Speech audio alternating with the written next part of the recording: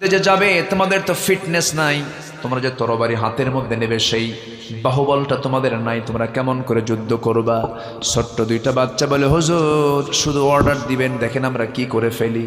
এবারে বলছেন না আমি অর্ডার দিতে পারবো না। বড়জন বলে হুজুর অন্তত আপনি আমাকে পারমিশনটা দিয়ে দেন, আমার গায়ের শক্তি বেশি, আমি ওর চাইতে লম্বা আছি। ছোট্ট ভাইটা বলতেছে হুজুর ও শুধু এমনি এমনি লম্বা, গায়ের শক্তি আমার বেশি। আমার নবীজি মুস্কি একটা হাসি মেরে বললেন ঠিক আছে শক্তি বেশি কার বুঝবো কেমনে, দেখি দুজন মারামারি লাগো। দুজনকে লাগাইয়া দিলেন কুস্তি।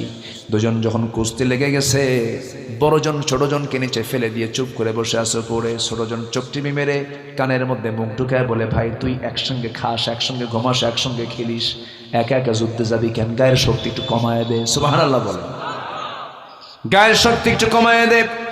গায়ের শক্তি কমায় দিয়েছে, লাফ মেরে আবার ছোট ভাই বড় ভাইয়ের বুকুর উপরে বসে বলছে হুজুর এই যে আমি ওর উপরে উঠে বসে আছি, শক্তি ওর চাইতে আমার বেশি।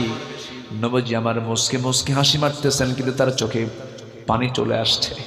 ছোট্ট দুইটা বাচ্চাকে আস্তে করে বগলের কাছে নিয়ে আকাশের দিকে তাকায় বলছেন আল্লাহ গায়ের শক্তি নাই কিন্তু ইমানের জোর আছে। আমি এই দুইজনকে পারমিশন দিয়ে দিলাম, 11 বছর 13 বছর